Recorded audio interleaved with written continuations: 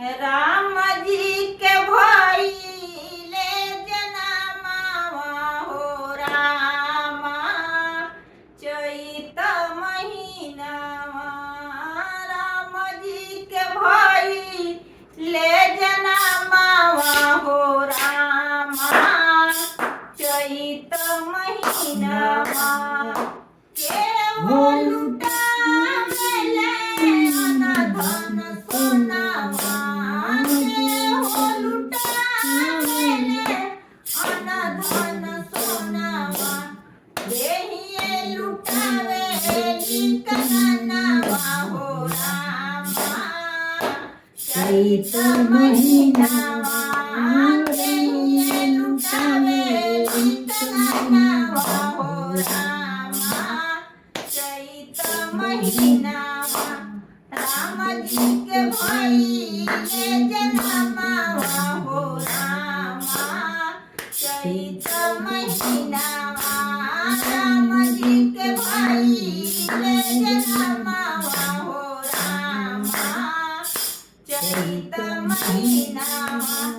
राजा लुटावेले अनधन सोनावा, राजा लुटावेले अनधन सोनावा। रानी लुटावेली कंगनवा हो रामा चैत महीनावा। रानी लुटावेली कंगनवा हो रामा चैत महीनावा। राम जी के भइले जनमावा हो रामा चैत महीनावा।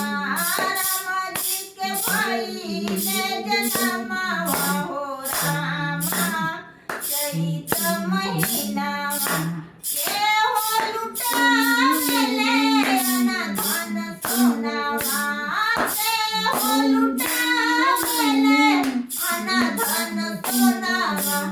केहू लुटावेले कंगनवा हो रामा चैत महीनावा। केहू लुटावेली कंगनवा हो रामा चैत महीनावा। राम जी के भइले जनमावा हो रामा चैत महीनावा। राम जी के भइले जनमावा हो रामा चैत महीनावा।